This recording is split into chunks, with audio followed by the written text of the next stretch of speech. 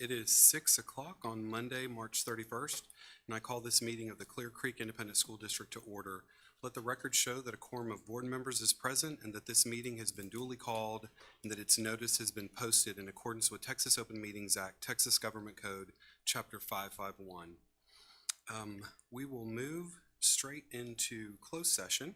So the board will move to closed session as authorized by the Texas Open Meetings Act, Texas Government Code, Section 551.001 concerning purposes permitted by the Act, including 551.071 consultation with attorney, 551.072 deliberation regarding real property, and 551.074 deliberate the appointment, employment, evaluation, reassignments, duties, discipline, or dismissal of a public employee, or to hear a complaint or charge against an employee. And we'll move into closed session at 6:01.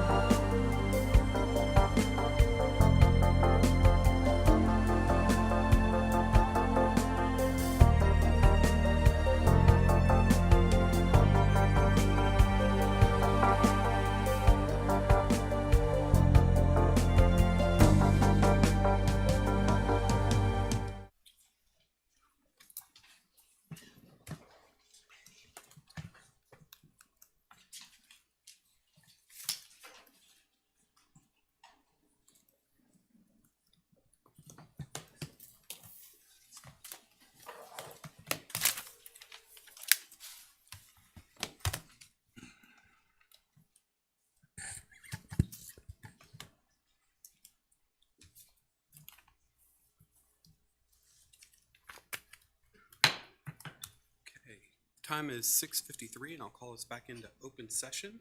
We'll move to the next items on our agenda, which is Pledge of Allegiance and Texas Pledge. Thank you. And I believe we have some Go Forth Student Council students helping us. Thank you so much. Okay, so we're going to look that way. Who's going to lead out with the pledge? Got it. Ready? Allegiance to the flag of the United States of America and to the republic for which it stands, one nation, under God, indivisible, with liberty and justice for all. Texas flag. I pledge allegiance to the Texas, one state under God, one and indivisible. And please remain standing for a moment of silence.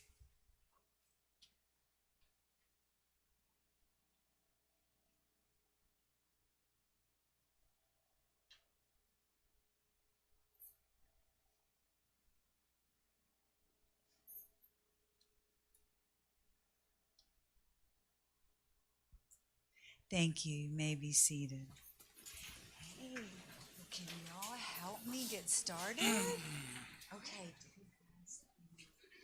Perfect. Okay, we are going to let you open this meeting. Y'all come over here. Perfect. By reading the mission, vision, and value statement. Who is going to help read the mission? All right. Yes, please. Perfect. The mission of the Clear Creek Independent School District, the visionary leader igniting learning for all, is to ensure each student achieves, contributes, and leads with integrity in a safe and nurturing environment distinguished by authentic relationships, service before self, and the spirit of exploration.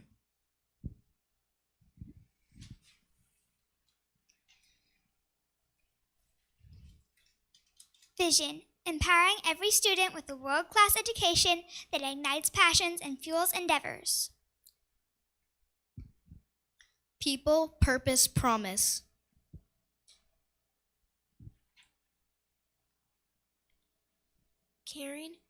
Caring, citizenship, fairness, respect, responsibility, trustworthiness.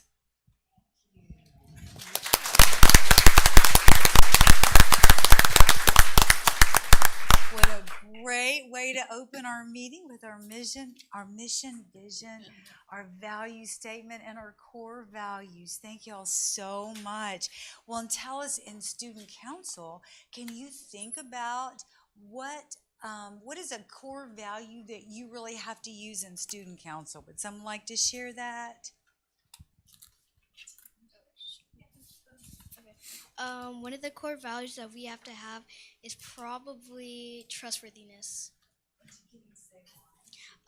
Because you have to be able to trust others and that they will be there to show up on time and that they will be able to help with the activities.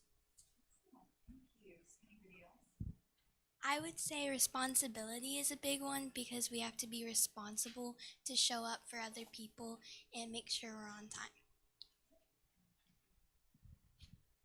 I think fairness is a really big core value because I think it mainly applies to recess because like if you're playing a game, you have to like be fair to make sure everyone gets a turn. I think respect is a good core value to use in student council because because you need to respect the teachers and the people telling you what to do.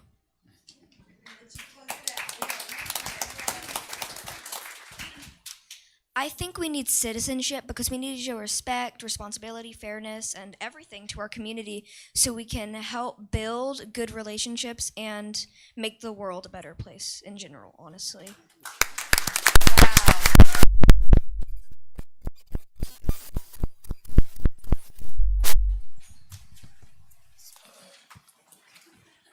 Miss Mallory, great job.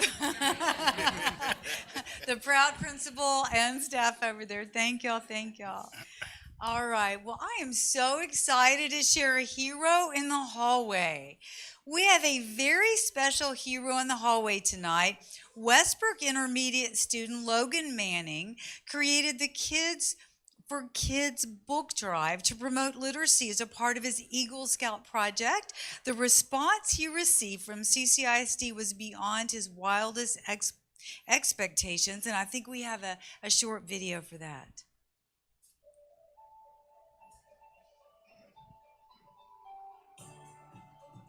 Logan Manning is a student at Westbrook Intermediate, and he's been working hard on his Eagle Scout project, books from kids for kids.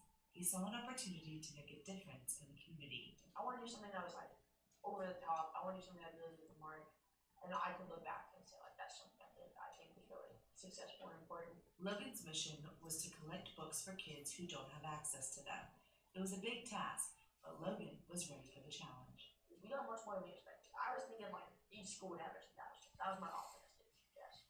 Which gives us 24,000. But schools across the Bay Area donated more books than anyone imagined.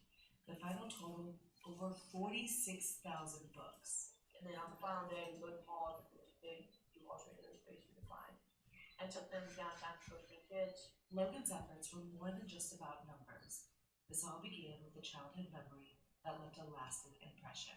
But whenever I was younger, back there in daycare, we didn't do too much. I just read a lot. Like I could read like 50 books and stuff. The thought that some kids can have access to books made me want to do this job. I feel like it would help some people. It's simple, but it has big impacts. For Logan, it was more than just a project. It was a way to share his love of reading and help others discover the joy in it.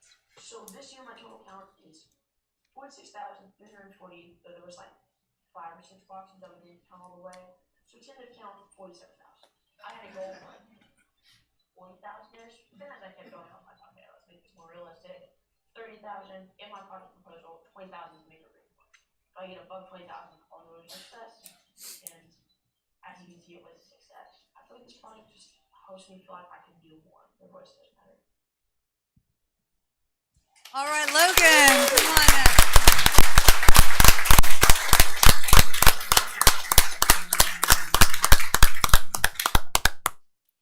And while we're congratulating Logan, let me just share a little bit more about that. Oh, no, you got to stay up here.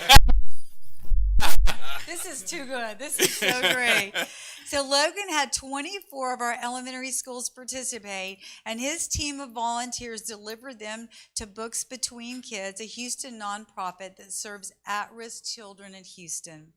Thanks to the generous CCISD families who donated so many books, the volunteers that counted and packed books, the scouts and friends that helped collect and load books, the Books Between Kids for working with Logan throughout the project. And we are just so excited about this and want you to tell us a little bit. First of all, where did you get the idea? I don't know. In general, I'd just say I love to read a lot, and that made me want to help others with that. I wanted something that I could do that would have a large impact, but wasn't too much work. Yeah. It ended up being a lot of work. Totally a lot of work. Yes, ma'am. Yes, it was. Well, can you, and thinking about how did you bring everybody together? How did you get such a large group to collaborate and work together? You know, that's a really good question.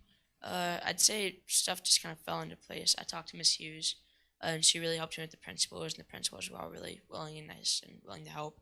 A lot of student councils and different groups were willing to collect and pack the books for me. So I'd just say it was that in general. With volunteers, I mostly just appealed to my friends and people I already knew. So those are pretty easy to coordinate. All right, so what's your next project? What's my next project? Go through high school. We'll see what that says. Yes, ma'am. Come on up. Yes. All right. Great. We're going to get a picture, Logan. That's awesome.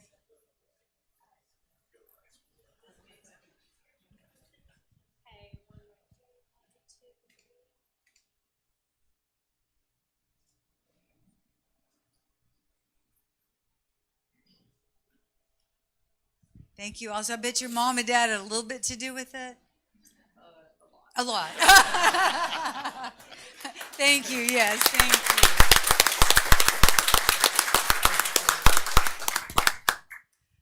All right. Well, now we have some art. again to celebrate. Two of our CCISD students have been selected to display their artwork as part of the 2025 Texas Art Education Association Youth Art Month. Annabelle Henry from League City Intermediate. Annabelle?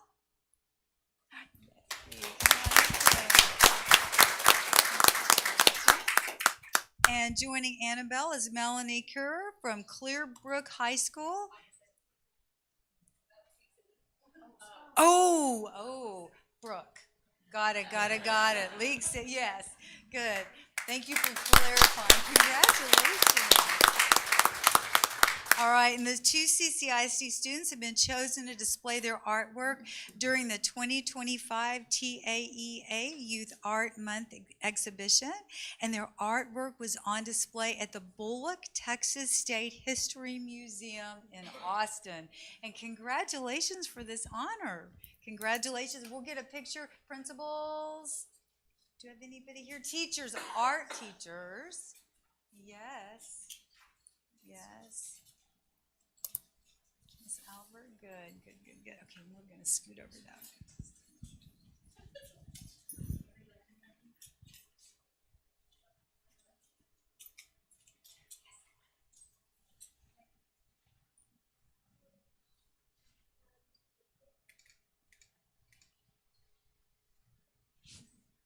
So now, have you seen your artwork?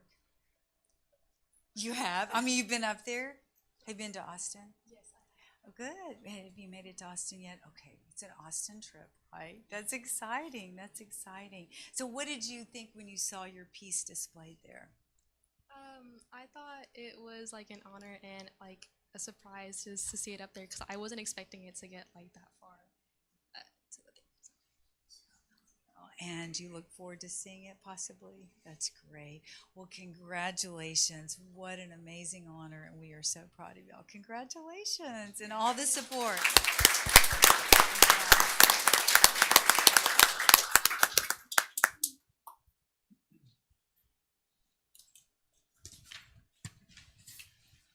Okay, moving from art to wrestling. That's a good transition, right? All right, we are thrilled to announce that 6 CCISD students qualified and placed at the UIL State Wrestling Tournament. It takes a great deal of hard work and dedication to advance to the highest level in the state, and to have 6 qualify in CCISD is outstanding. Please join me in congratulating Jared Remington from Clear Creek High School. He placed second in his weight division and finished his season with a remarkable 40-1 record. Come on up, Jared.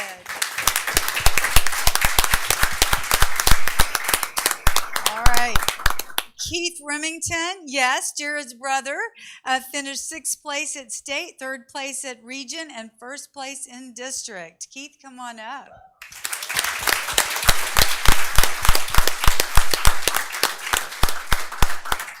Keyshawn Jones placed 6th in his weight division and was 1st place at region and 1st place in district.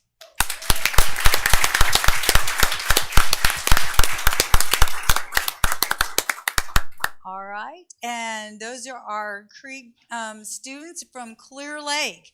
Grant Banson came in 3rd place in his weight division. This is the 2nd time Grant has placed in state. Congratulations, nice. Grant.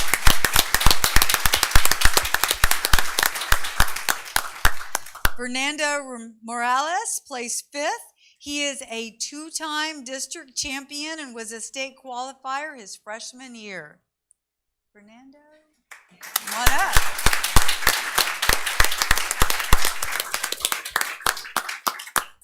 And finally, Christina Decker came in 5th place in her weight class. She also placed at every tournament she wrestled this season.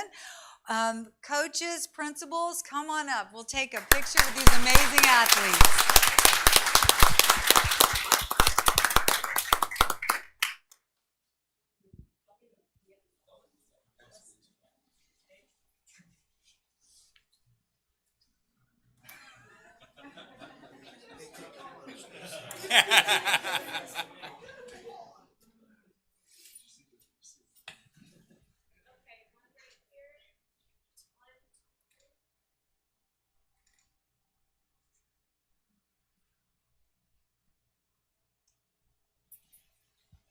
Okay, so now what does it take to be a state wrestler? Someone's got to share.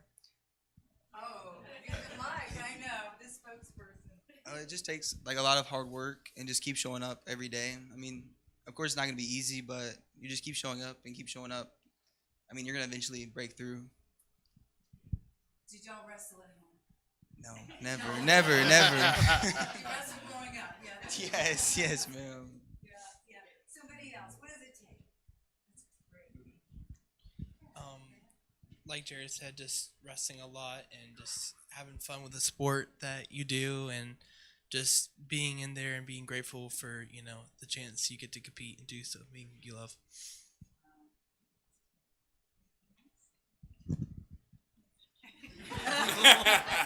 You know what? Thank you. Be there, keep going, and being grateful. I think what a great reminder for all of us. Being grateful for doing what you love. Thank you so much, and we are so proud of y'all for repping us here at State. So congratulations, and good luck the rest of the year. Thank you. Thank y'all very much.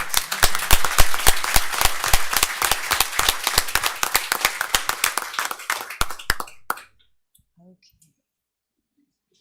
Going from art to wrestling to a presidential scholar. Let me share this information with you. The U.S. Presidential Scholars Program recognizes and honors the nation's most distinguished graduating high school seniors. Each year, only 161 students are named as presidential scholars, which is one of the nation's top honors. Clear Creek High School is home to one of these outstanding students. Please join me in congratulating Ryan Reddy. Come on up, Ryan.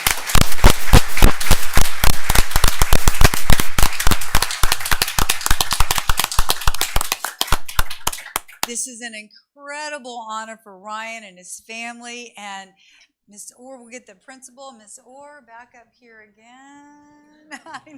It's a Wildcat night. That's great.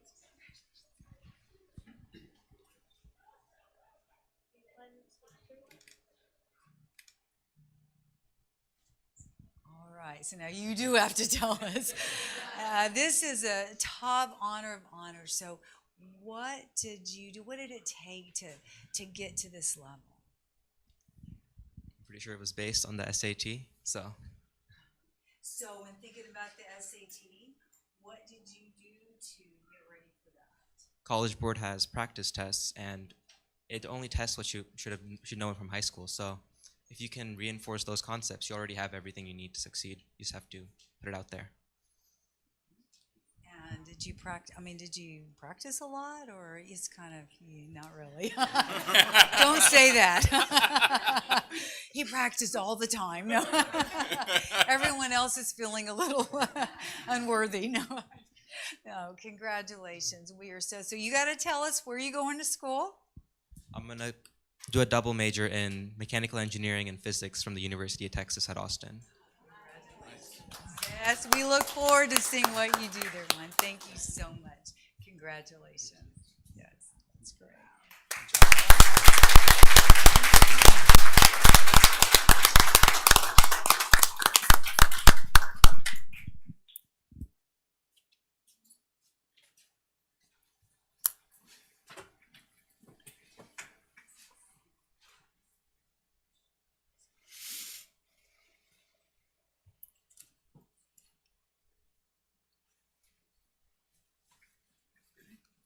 Okay, we'll move to our next item on the agenda, which is our district update. Thank you, President Sanchez. Well, first of all, trustee election time. Early voting kicks off this month for the Clear Creek ISD Board of Trustees election. We have 2 seats up for public consideration. District 1 with incumbent Jessica Cheka and candidate Joe McCall. And District 1 is primarily the Clear Falls High School zone. Incumbent Scott Bowen and candidate Rebecca Lilly are in the race for at-large position B. Please visit the district website, ccisd.net/elections, to find candidate bio information, important important upcoming candidate forums and a tool to look up your address and who represents you on the board. Early voting begins April 22nd and Election Day is May 3rd. The last day to register to vote is Thursday. Superintendent Scholars, we are currently celebrating the outstanding accomplishments of our Superintendent Scholars. These are students who have achieved a 95 or higher in on-level courses and 85 or higher in advanced level coursework for 1, 2, and 3 years straight. We will also be honoring 240 students with a dinner and award ceremony who have met these stringent academic criteria 4 years in a row. Well, the bridge to Gilmore, Clear Creek ISD is well known for its neighborhood-centered schools. Gilmore Elementary families now have a beautiful walk to school thanks to the City of League City. We attended a ribbon cutting last week for the $1 million League City project. Students are now able to get to school faster, safer, and enjoy the scenery. Well, listening sessions, we have wrapped up our listening sessions at all 45 schools and multiple support centers. This is an opportunity for cabinet members and me to visit with employees and ask them what is going well, what can we do to improve, and what should we stop doing. Their input will continue to move us forward, and we will be sharing our commitment statements and working on action steps beginning this week. And finally, our legislative session, and we continue to monitor the policy making in Austin. Bills have been filed that cover our legislative priorities, which are increased funding for school safety, special education, salaries, and storm insurance. The deadline for filing is passed, and more than 2,000 bills were filed during the '89 session. We are watching progress and bills that impact our district and students. Thank you. Thank you. Thank you, Dr. Engel. We will move to our next item on the agenda, which is community input. The purpose of community input is for the entire board to receive feedback from citizens. The board will hear public comments but will not respond except as authorized by the Texas Open Meetings Act. To respond to an inquiry by a member of the public or by a board member with a statement of specific factual information, recitation of existing policy, or to deliberate a proposal to place a subject on the agenda for a subsequent meeting. Matters brought forth that require a response will be addressed by the superintendent as appropriate. All information received is subject to verification. Community input is scheduled for 30 minutes and has 2 forms. Those requesting to address the board regarding items on the agenda are granted up to 3 minutes to address their topics, and those who sign up to address items not on the board agenda are granted 1 minute. In a district our size, there will certainly be issues or topics which will generate considerable interest from the public. It is important that members of our community be able to address the school board respectfully, without disruption, and without fear of intimidation from other attendees. On behalf of the board, the superintendent, and CCISD staff, we welcome your input during CCISD school board meetings. We request that everyone exhibit the respect and understanding each person deserves when addressing the school board during the public input portion of the meeting. And our first speaker this evening is Thomas Davis.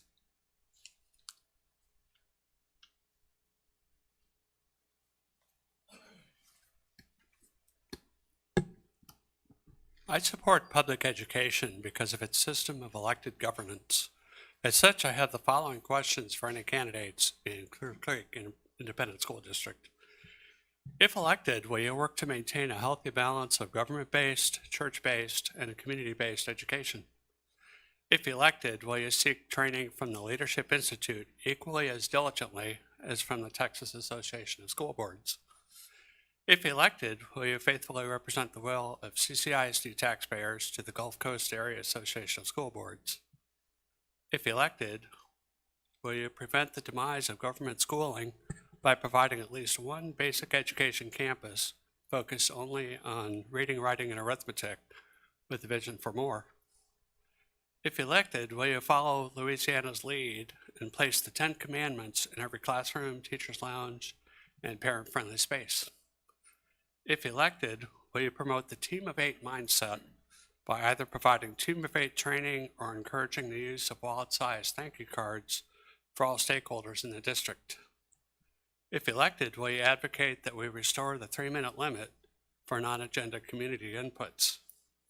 If elected, will you discuss public input items with those who submit board input requests in advance of a board meeting as suggested by the TASB? If elected, will you read the transcripts of the 1984 Hatch Amendment hearings available for $8 at phyllisschlafly.com? If elected, will you actively work to prevent violations of the Pupil Privacy Protection Act detailed in district policy? If elected, will you filter the book recommendations of the American Library Association and the Scholastic Book Company rather than accepting them merely because of their assumed expertise? If elected, will you work to minimize the influence of Paulo Freire, a Brazilian Marxist educator, on district pedagogy? If elected, will you encourage district residents to volunteer their competence and wisdom on district campuses with a team of 8 mindset? If elected, will you monitor the Leader in Me and social emotional learning programs to ensure they don't become platforms for indoctrination and activism? If elected, will you preserve, protect, and defend the constitutions of Texas and the United States? And if elected, will you promote remedies for the social contagions that have resulted in the misuse of pronouns to compel indoctrinated speech? Finally, I thank you, the new candidates, the incumbent candidates, and midterm board members for everything you do to support teacher pedagogy, parental authority, and the future of our boys and girls. After the election, please help me find my team of 8 as a volunteer. Thank you. Our next speaker is Lisa Kutnak.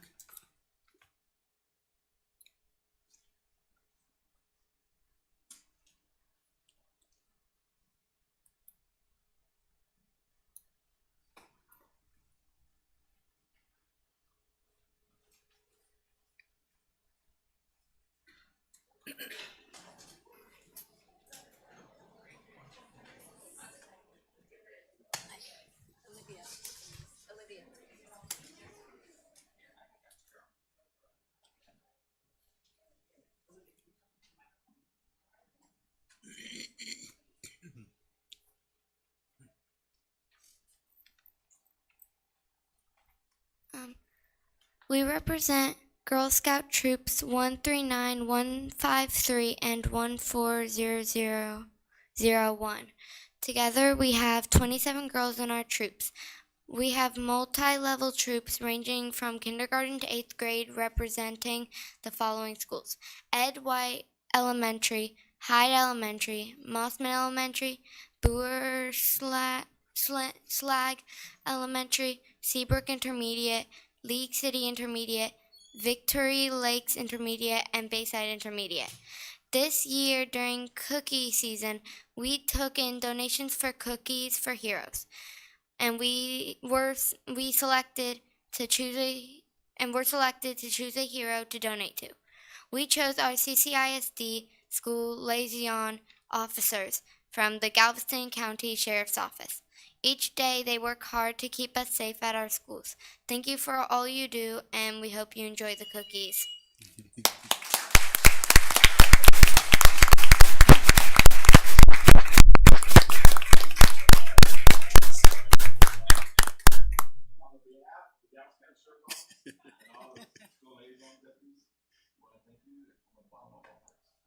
All right.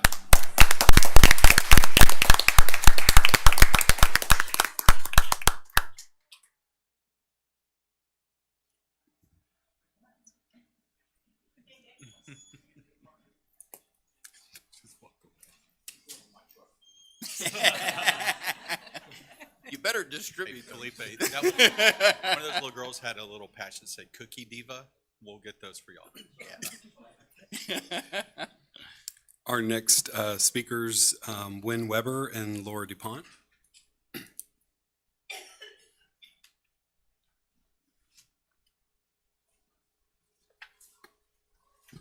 Good evening, trustees. I'm Wynn Weber. I'm here on behalf of the Association of Former Board Trustees to honor the work of Paula Tomasi, who passed away February 28th. Paula's intellect, common sense, core values, and savvy led to her success in international business, and it made her a formidable community leader. She was PTA president at McWhirter after seeing the need there, and she served 2 terms as president of the school board.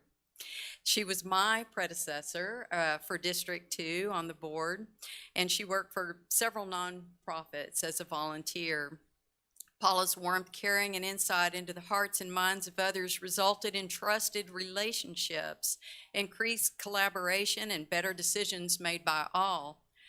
And we who worked with and learned from Paula, we miss her and we honor her because we understand the importance of what she contributed to our lives, inspiring us to respect one another and with the same sincerity and grace she modeled, to work a little harder for others. And I'm here representing the Association of Former Board Trustees to submit a resolution honoring National March into Literacy Month.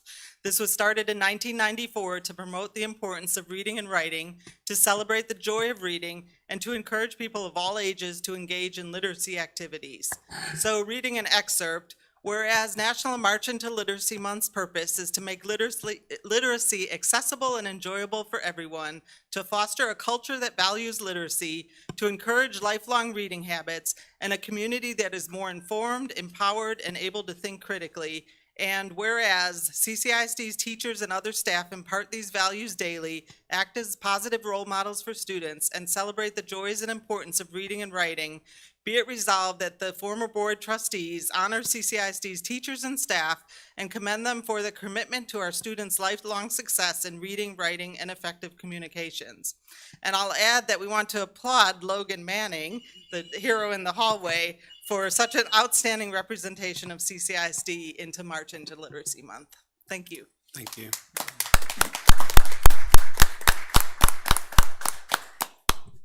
Thank you. Thank you to all of our speakers this evening. We'll move to our next agenda item, which is action on closed session items, and I'll entertain a motion for item B. Mr. President, Mr. Cunningham? I move that the board approve the superintendent's recommendation for elementary school principal, Miss Ashley Tyner. Thank you, Mr. Cunningham. Any comments or questions from the board? Seeing none, all those in favor, if you raise your right hand. It passes unanimous. Thank you. Dr. Engel? We are so grateful. Ms. Tyner is currently an assistant principal at PAR, and she has also been in the district as special education teacher, 3rd grade teacher, and worked at Bowerschlag and Ross. So a lot of great experience that she's bringing to this. We're extremely excited about League City Elementary, and she'll coming in. She's got big shoes to fill, and she can do that. It's going to be an exciting time there. Thank you. Fantastic. Thank you. Thank you, Dr. Engel. I'll entertain a motion for item C. Mr. President, Mr. Cottrell? I move to approve superintendent's recommendation for intermediate school principal Jim DiNardo for Space Center Intermediate. Thank you. Mr. Cottrell, any other comments, questions from the board? Seeing none, all those in favor, raise your right hand. That passes unanimous. Thank you. Dr. Engel? Okay, there again, Mr. DiNardo is currently the Dean of Instruction at Clear Springs High School, and he has also been an assistant principal at Brook and Bayside Intermediate. So he brings a lot of experience, science teacher, both in our district. He's been in Pasadena ISD also. So a lot of experience, and we look forward to him coming over and serving as our Space Center Intermediate principal. Fantastic. Thank you. Thank you, Dr. Engel. We'll move to our next item on the agenda, which is consent. Mr. Bowen? Mr. President, I'd like to remove item 18. 18. Thank you. Any other items that trustees would like to pull? Okay, I'll entertain a motion. Mr. President? Mr. Cottrell? I move to approve the consent agenda as presented with the exception of item 18. Thank you, Mr. Cottrell. Any questions or comments from the board? Seeing none, all those in favor, if you raise your right hand. That passes unanimous. Thank you. And then item 18.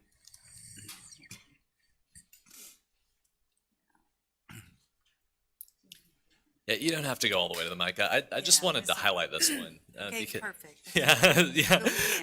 Yeah, I'm going to move adoption, but this is one that I think we've gotten a lot of feedback about in recent months, which is how we're dealing with artificial intelligence in the schools. And so I wanted to highlight that we're passing kind of two companion policies on this. It seems one of them is just more general about the use of AI in classrooms and making sure that it is completely teacher directed if it occurs and in serving with educational outcomes. And then the second policy, which is this one, is the honor code aspect of it.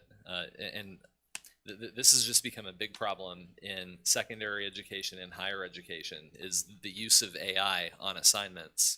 And so this policy makes clear what should be the case already, which is if you use AI to write your paper, you will likely be caught, and it's academic dishonesty. And so I'm glad we're taking this on, and I think this is a very strong policy. So thank you. Thank you, Mr. Bone. Would you like to make the motion? Sure. Yeah, I move adoption of the recommendation of the superintendent to accept the first reading of EIA local academic achievement grading progress reports to parents. Thank you, Mr. Bone. Any other comments or questions from the board? Just to say that I served on the policy committee, and I thought the administration did a good job on putting this together for us, and I agree with Trustee Bowen. It's a good policy, and it should serve us well in the years to come. Thank you, Mr. Larson. Any other comments? Okay, seeing none, all those in favor, raise your right hand. And that passes unanimous. Thank you. We'll move to our next item on the agenda, which is approval of budget amendment 1.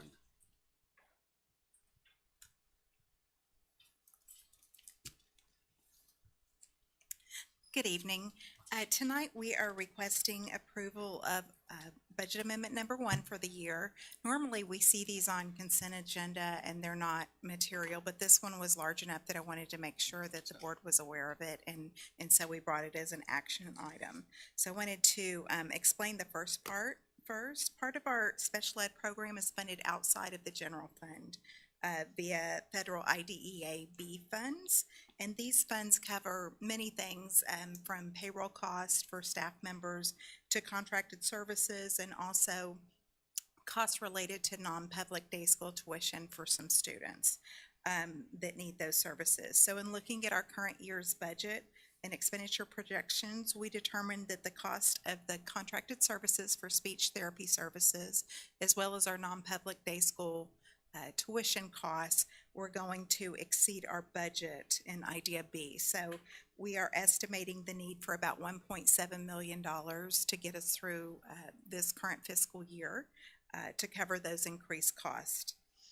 This budget amendment, if approved, will provide $1.7 million in the general fund, and what our plan is we plan to just move salaries out of IDEA B funds into the general fund to free up room to pay those, continue paying the contracted services and tuition out of those funds. And so I'll be happy to answer any questions. I have Dr. Staley here as well. Thank you. Thank you, Ms. Bensai. Any questions, comments from the board? Mr. Bone? Sure. When we get into next year's budget, does this roll forward into, like, are we incorporating this expected increase into next year's budget requests also? We will need to do that. We're hoping that when we contract with speech therapists, the cost is significantly higher than if we pay their salaries, if we hire them as employees. So that's one thing that we're looking at, is offsetting. If we can recruit the speech therapist to work for us rather than pay them on contract, then that would offset that cost. But this additional cost, I don't see any reductions aside from that, maybe cost savings between that contract versus employee situation. I don't see any reduction in these costs for next year. So I do foresee that this will be an additional expenditure going forward. Thank you. Thank you, Ms. Bensai. With that being said, do you see it possibly going up? So special ed is increased by speech is our second highest qualifying criteria for special education. I keep hoping we've kind of plateaued, but we are still on an upwards trajectory. Right. And then the need to find more qualified speech pathologists as well. There is a national shortage. Right. And they're not just seeing in education, it is hitting the hospitals and the clinics as well. Thank you, Mr. Cunningham. Thank you. So encourage anybody to be a speech path if you know any young people in college, everybody listening. Mr. Bowen. Just kind of on that subject, are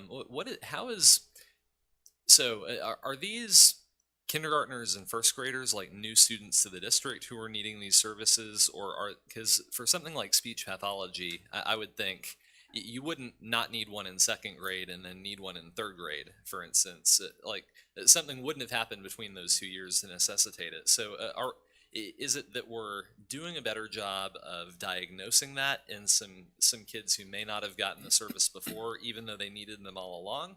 Or are we seeing kind of a big influx of very young children, maybe kindergarten and first grade, who are coming in needing the speech pathology service that's causing that number to go up? So I don't have the numbers or knowing exactly, but discussion is around, we are growing with people moving in. We have a pretty good reputation in ISD, so that's one.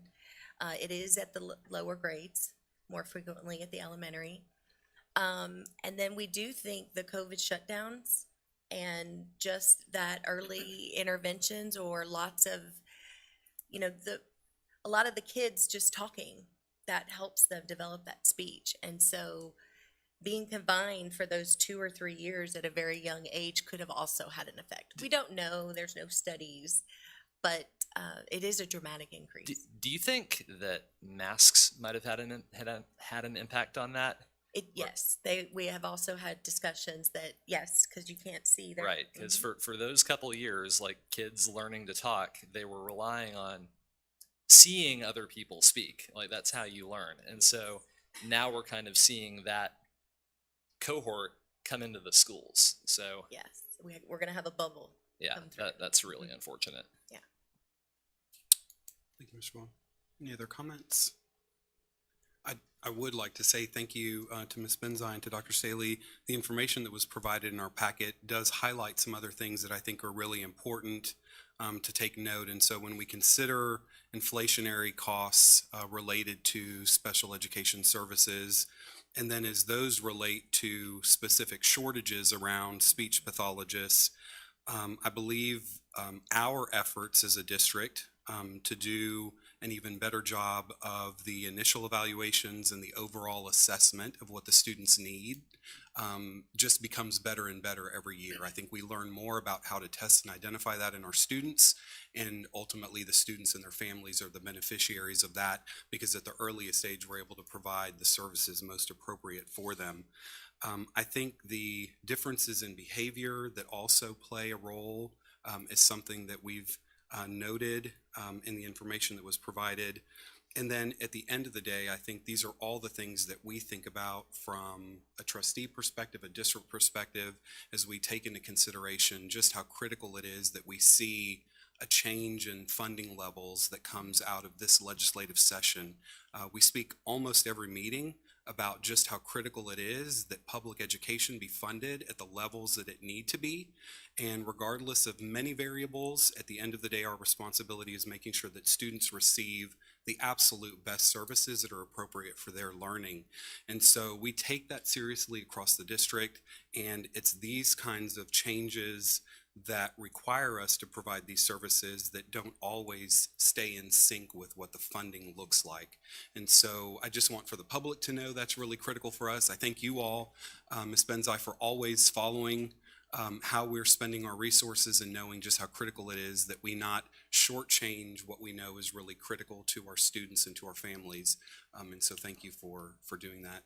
And Dr. Staley, thank you for staying on top of this with your team, knowing just how important this really is. So thank you for bringing this forward today and for giving us a chance to hear a little bit more about it and to talk about this as a service that we provide. I'll entertain a motion. Mr. President, Mr. Cunningham? I move that the board adopts the superintendent's recommendation to approve budget amendment number 1 for the 2024-2025 fiscal year as presented. Thank you, Mr. Cunningham. Any other questions or comments from the board? All those in favor, if you'll raise your right hand. It passes unanimous. Thank you. Thank you very much. And our next item on the agenda is approval of adoption of the FY 25-26 budget goals, assumptions, and priorities. Okay, so at the March 10th board workshop, the budget goals, assumptions, and priorities were reviewed. Some modifications were recommended during that meeting, and these changes have been incorporated into the document. We also reviewed these during the Finance Committee meeting last week, and so I will not read every one of these, but just to outline a few of the important parts. Our budget, 25-26 budget, will further CCISD's mission and strategic plan with financial integrity, maximizing benefits from available resources. And the first item was to manage the district's resources efficiently and effectively, including identifying ways to increase revenues and or decrease expenditures to return to a balanced budget by fiscal year 26-27. So that was slightly modified in that sentence. And then we also, on the fourth bullet, said to use a realistic and defined ADA for the fiscal year, assuming an enrollment loss of at least 317 students per our demographic study. So that was slightly modified. Our priorities remain the same. And these actually, I believe, stayed the same from last year. So mainly centering around staffing, funding our staffing, competitive salaries, and looking at promoting student attendance to increase revenue, looking at initiatives that provide enrollment growth opportunities, and looking at efficiencies in programs and human capital, as well as exploring facility utilization efficiencies. And then, of course, we have our budget challenges, which would be enrollment or ADA comes in below projections, inflationary impacts, increased difficulty in our ability to recruit and retain quality staff, and then potential risk of sustainability of current programs in future budget years. And finally, an inadequate state funding model to provide a quality public education. So I believe that incorporates everything that was discussed, and I'll be happy to answer any questions. Thank you, Ms. Benzai. Any questions or comments from the board? I'll give a comment. Sure. I actually, based on the discussion we just had, I actually think it would be useful to add a priority that explicitly speaks to, and I'm kind of writing text for it as we speak, but about recruiting employees when we have core educational services that we're contracting, and that's causing increased costs. So for a situation just like this, because I think that is something that we already want to do, but maybe it would be nice to put that on paper as part of our budget plan so that we can kind of keep that front and center as we go into the detail work of setting next year's budget. So would that be implementing some compensation strategies to reduce the utilization of contracted services? So the language I was writing was under priorities. We could have one, maybe it could be after administer competitive salaries, so maybe the third bullet point, or a new third bullet point. It could say recruit employees to meet core educational needs when contracted services cause increased costs.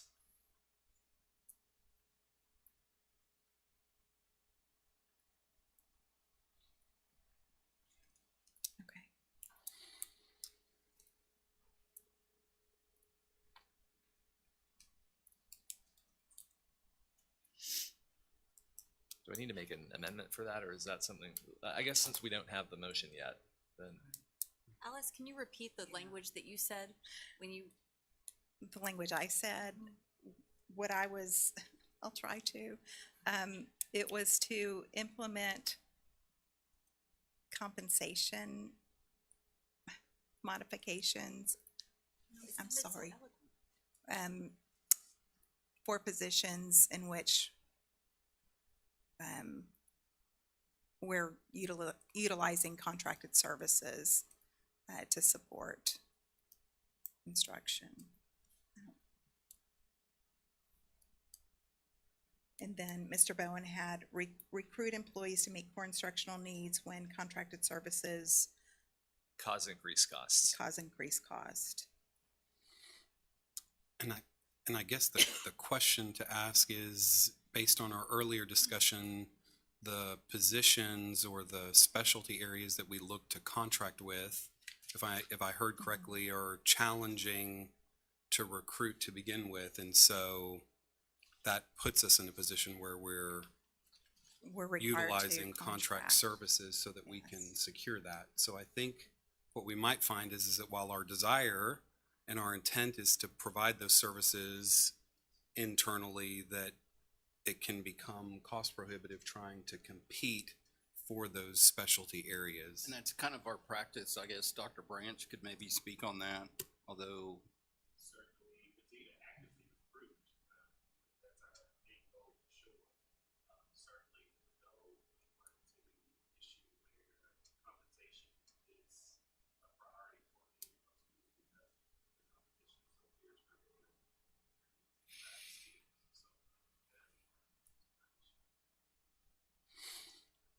And that can be reflected when we look at what other districts are paying, and we're not don't appear to be that far off, yet we're still having struggles to recruit, and so that's really the nationwide shortage that Dr. Staley spoke about. If the folks aren't there to recruit, it just makes it even harder to do so. Yeah, so Mr. Brown, I have some reservation that making an additional priority around that is, I think it's core to our overall priorities when we talk about funding and staffing levels, and the second bullet that talks about administering competitive salaries. I think we're addressing that already. And so I'm just not sure how that change, addresses the competitive nature for those specialty areas, because doing it contracted is ultimately what we're having to do in order to secure those services when they are needed. And so I'm just not sure how that will. Yeah, I think what makes this a little bit different is first of all, we have a front and center budget impact. I mean, we know in this instance basically exactly how much it's costing us, and it's going to affect next year's budget also. But the other, I think the other thing is that this is kind of a unique situation compared to administering competitive salaries is more something we do for all of our employees, and that's kind of a priority because not only do we value them, but we want to hang on to them. I think this is a special situation because we really do have a category of employees who are very tough to find because they are in sudden high demand, and so it's something we run into here and there, and that is usually how we solve it, is by increasing compensation for those positions. But I think here we can really see the impact that recruitment is going to have on our budget, and so we need to know at some point whether those efforts are bearing fruit or whether we're going to have increased costs going into next year because we still haven't been able to recruit, and that's going to affect our outlook. So that's my thought on it. And we have really, it's for several years, been looking at these classes of professional special education services, whether it's LSSP, diagnostician, speech therapists. It's been an ongoing, really an ongoing issue to try to keep up with the rate of pay for those positions. And so if you look back over at the compensation plan over the past few years, you would see modifications from year to year that we've made in those areas, and we just have to continually keep doing it because of the shortages. So it is something that we will be doing as part of our budget process over the next few months, is evaluating those types of employees. compensation package. The only other thing I'd say here is I think the reason we're having this conversation now is because the budget amendment is a new discussion. I mean, that started in the finance committee meeting last week and then came to us. So I think if that had happened last month instead of this month, it would have been front and center when we were setting these priorities originally. So I think adding them in now, even though it's kind of late in the process, is I think reasonable in light of that. Thank you. Any other comments? So I'll entertain a motion. Mr. President. Mr. Bowen? So I'll move adoption of the priorities as listed in the packet with that additional bullet point.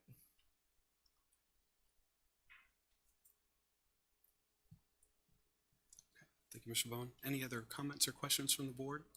Can we clarify what that wording is? Would you read that again, please, Ms. Spencer? Okay, what I have is recruit employees to meet core instructional needs when contracted services cause increased costs. And so would we consider those core or would we consider those specialized? I think speech pathology is a core instructional need. Can we pull up the slide that has the original language on it?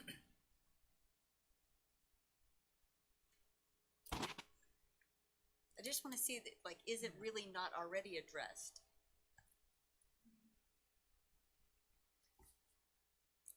I think the only place that it's probably addressed is in the second bullet, and so if you wanted to, if an alternative to that statement, maybe to add something onto the second bullet, where you could maybe add something at the end where for all employees, including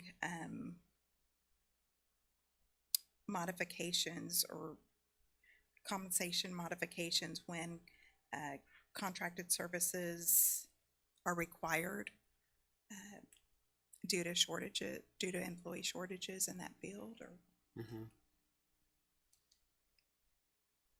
Does that you prefer a separate bullet altogether?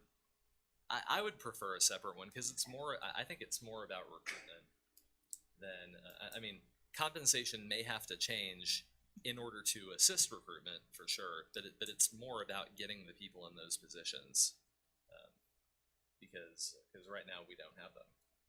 So, and also we know as we get closer to forming a finalized budget whether we are succeeding in that recruiting goal or not. Whereas I think just increasing compensation, I mean, we can do that, but we're not going to know if that really had an impact on recruitment or it didn't. So I would prefer keeping it this way. I think the challenge remains the same. So I think that's reasonable based on the information that we've seen and that we received. Any other comments? I'm going to move to amend that to strike that third bullet because I don't think we need it. The third bullet that was added. So go back to the original.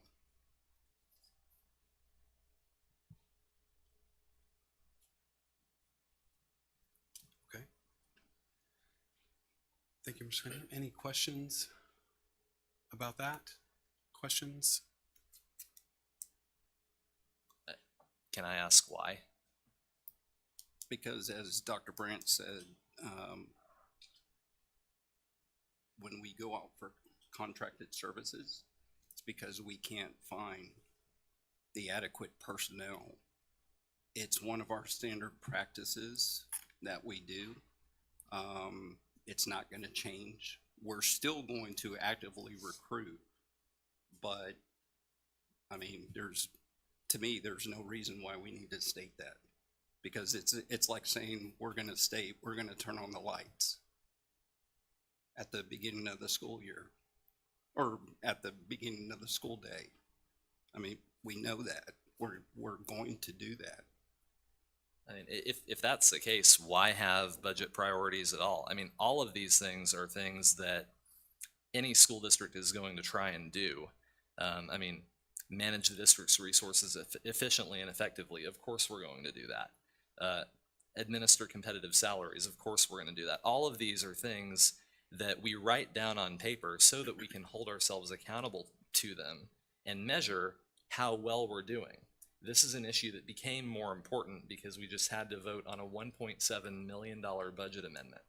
And so I want to see, as we go into the budget cycle, whether we are living up to this goal or whether we're continuing to have struggles. So I think it keeps it in front of us in a way that if we don't write it down somewhere, then it fades back into the background. But I think this is important enough that it's something we need to either see progress on or know that we're not making progress on it. So I would support including it. Okay. Any other comments? Mr. Cottrell? I guess the thing that I keep coming back to is, so you've got your priority. Jay, yours is, I think, a challenge, right? The third bullet that you were No, referencing? it was basically to strike the bullet that was added. Adding And the just go third back that he to was. the original. Okay. Correct. Because, I mean, I think it's already stated in here, you know, as far as having, you know, administering competitive salaries, continuing to maximize state revenues through continuation of district initiatives. I think it's already stated in here. I think it's kind of a given that, you know, trying to recruit employees to meet, you know, the needs of our district.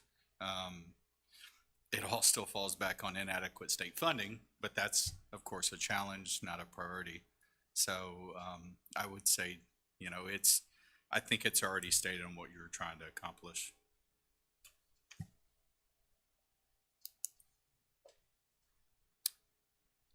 What you're recommending, Mr. Cottrell, is leaving it as it was presented. Yes.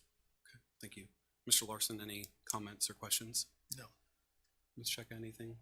I agree with the way that the bullet is written. I think that's something we're already doing, and whether it's competitive of going outside the district to get someone or bringing them in-house, we're still working to get it competitive and keeping that price down. So I'm good with the wording. Okay, thank you. Mr. Bowen, anything else? I don't think so. Okay, Mr. Cunningham? Okay, so we'll move forward with the amendment that was provided by Mr. Cunningham, which was to revert and leave the FY 2025, 2026 goals, assumptions, and priorities as presented. And so all those in favor, if you raise your right hand. That passes 1, 2, 3, 4, 5. 4 and against, and 1 against. And so that, if you'll help me, Mr. Larson, that was the amended version. Yes. That takes it back to the original, and so then that has passed unanimously. And so then I need to take another vote. That's correct. Which is, The main motion as amended. I'll make a motion. okay, No, the motion is, so the new motion is already being discussed. It is the main motion just as amended. Main motion as amended. He's correct. main motion is amended. And it's already on the floor. Okay, so any other comments or questions? Okay, so all those in favor of voting for the motion as amended, correct? Yes. And that passes unanimous. Thank you. Okay. And with no further business, thank you, Ms. Benzai. And with no further business, I will adjourn us at 7:57.